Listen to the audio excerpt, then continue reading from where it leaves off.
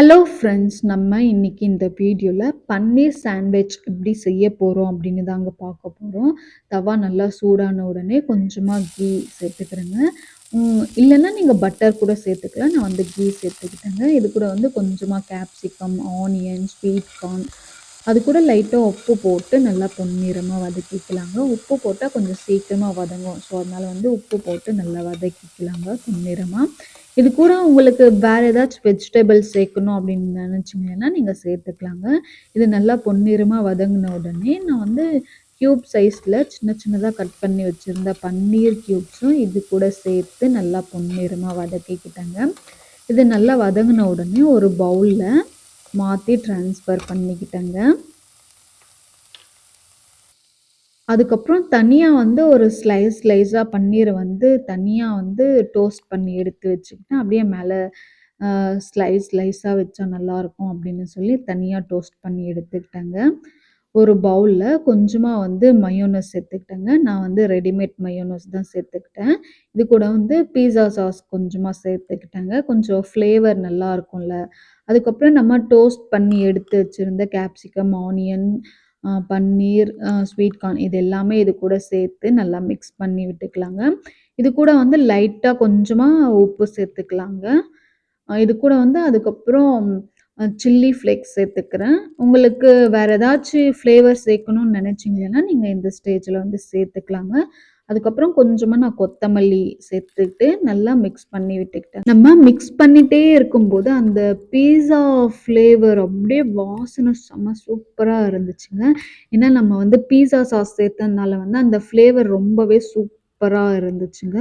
கொஞ்சம் நல்லா ஃப்ளேவர் வந்து தூக்கி கொடுக்குது அந்த பீஸா சாஸ் சேர்த்த உடனே. நம்ம சாண்ட்விச் தான் செய்கிறோமா இல்லை பீஸா செய்கிறோமா அப்படின்னே தெரியல. அந்த ஃப்ளேவர் பார்க்கவே நம்ம பீஸா தான் செய்கிறோமா அப்படின்னு தோணுச்சு.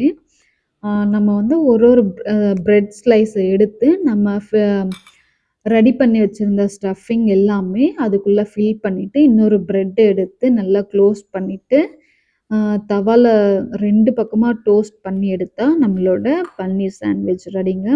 அதே மாதிரி மற்றது மிச்சம் இருக்கிற பிரெட் ஸ்லைஸ்லேயும் எல்லாத்தையும் ஃபில் பண்ணி ரெடி பண்ணி எடுத்து வச்சுக்கிட்டேங்க.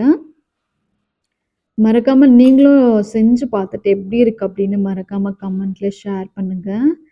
அந்த ஸ்டஃபிங் வச்சு பார்க்கும்போது ரொம்பவே சூப்பரா இருக்குல்ல. நம்ம டோஸ்ட் பண்ணிட்டு அதுக்கப்புறம் சாப்பிடும்போது இன்னும் சூப்பரா இருக்குங்க.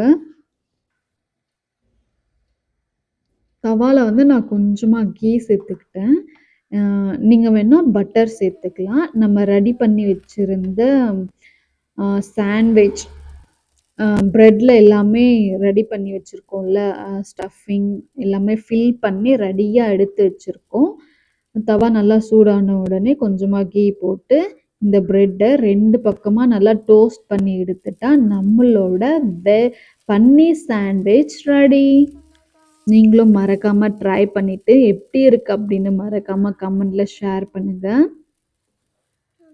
இதை வந்து நல்லா சூடாக சாப்பிடும்போது அந்த ஃப்ளேவர் வந்து அவ்வளோ சூப்பராக இருக்குங்க.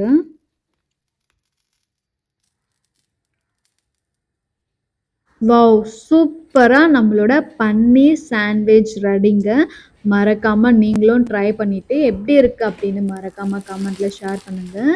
நம்ம அதை கட் பண்ணும்போது அந்த கிறிஸ்பினஸோட சவுண்டு கேட்டுச்சா உங்களுக்கு? அவ்வளோ சூப்பராக ரெடியாக இருக்குங்க நம்மளோட பன்னீர் சாண்ட்விச். மறக்காமல் நீங்களும் ட்ரை பண்ணிவிட்டு எப்படி இருக்குன்னு மறக்காமல் கமெண்ட்டில் ஷேர் பண்ணுங்கள். நெக்ஸ்ட் வீடியோவில் பார்க்கலாம். பாய்.